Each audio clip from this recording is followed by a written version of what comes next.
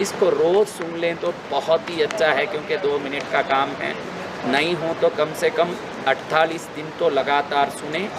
निश्चित ये पूर्ण रूप से सुख, शांति, समृद्धि देने वाला, संकट मुक्त करने वाला भगवती जगदम्बा का दिव्य मंत्र, इसको सुने, मंगल पाएं।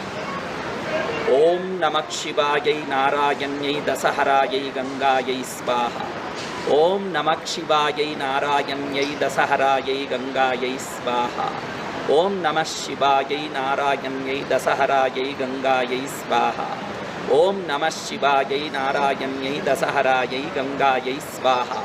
ओम नमः शिवायै नारायण्यै दशहरायै गंगायै स्वाहा।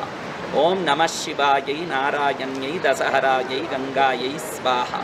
ओम नमः शिवायै नारायण्यै दशहरायै गंगायै स्वाहा। ओम नमः